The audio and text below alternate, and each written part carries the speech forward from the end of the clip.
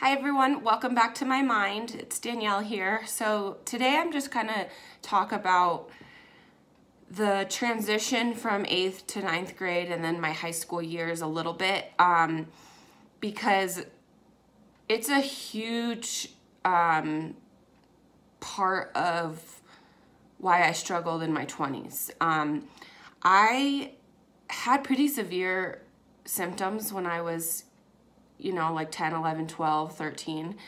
And then for whatever happened, for whatever reason, I happened to just kind of grow out of it. And those symptoms kind of passed by. And like I said in my last video, I know it's because I was super social. I was worried about my friends.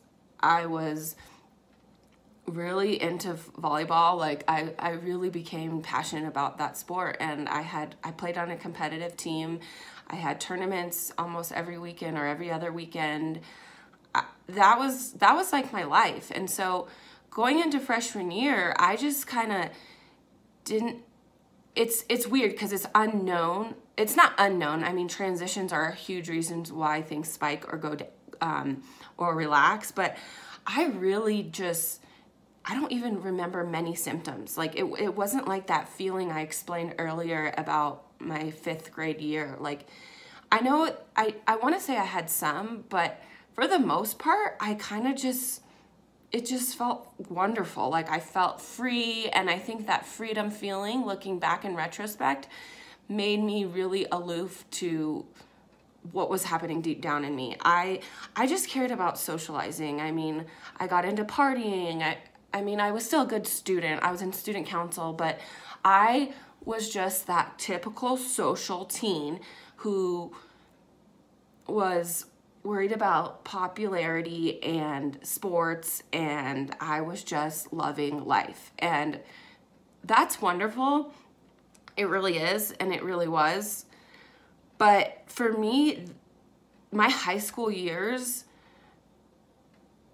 kind of confused me because as a 20-year-old in college, I was wrecked when symptoms came back. And so the problem for me is that I just was unaware that I had such a severe disorder. My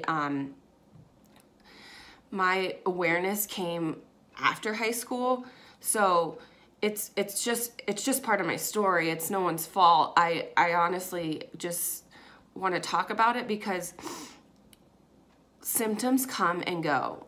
There are times where you feel like you are stuck in a box and you can't get out of the box for 4 hours until you do something. And then there's times where life is feeling wonderful, and that's the hard part about OCD. It's not ever gonna feel perfect and constant. It's just how you handle your symptoms and what you respond, how you respond to your symptoms. And when you're symptom free, it's like, hell yeah, I'm gonna live my life up. But the thing is becoming aware at any age is so crucial. And I just had no awareness. And I'm glad that I don't want to say I'm glad that my symptoms came back when I got to college, but I guess I do want to say that because if they didn't come back, my knowledge for this disorder would be so minimal and I'd still be fighting it daily.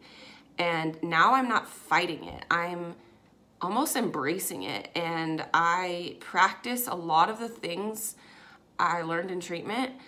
And obviously I'll talk about those more as I progress with my story, but I just feel really grateful that I was able to learn about the ins and outs of OCD. My high school years are what shaped my energy and my love for volleyball and my love for baseball and whatnot. And that's still who I am. That's still me, Danielle. I'm still an energetic, bubbly, crazy, spontaneous, whatever that word is. Spontaneous. I was trying to say spontaneity.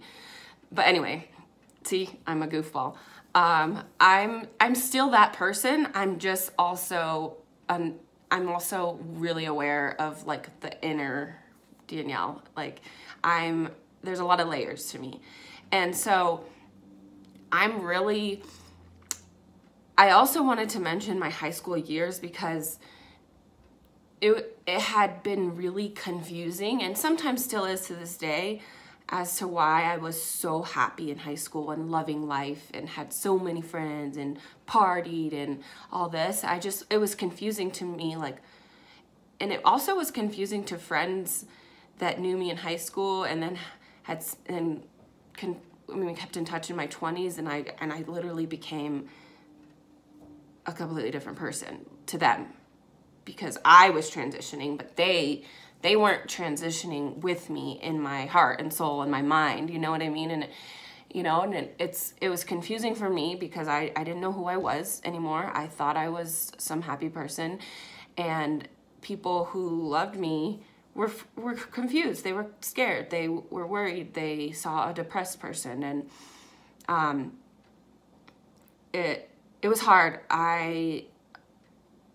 I guess I can say I lost a best friend because of it, and I'm not blaming OCD, because whatever was meant to happen happened, but I had no awareness, and I had no way of explaining the changes I was going through, and I miss her because I am still that other person. I'm still crazy Danielle. I'm still funny Danielle. I'm still athletic Danielle. I'm still whatever you want to say. It's just, I feel badly because I wasn't able to share my changes, and that's because I wasn't even aware of them until later.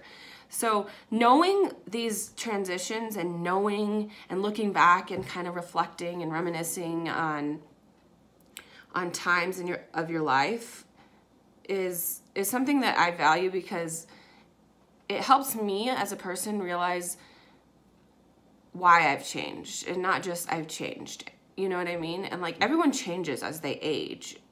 I mean, if you're not changing, I feel like that's an issue. I mean, it's not an issue, but if you're stagnant, then I don't feel like you're moving forward. You know what I mean? I mean, that kind of like is obvious seemingly, but I know I'm going on a tangent right now, but we all have our growth. We all have our faults. We all have our ups and downs. But for me, as a person who lives with OCD and had 4 years of completely almost OCD-free symptoms, I take the time to recognize that, and I take the time to share that now.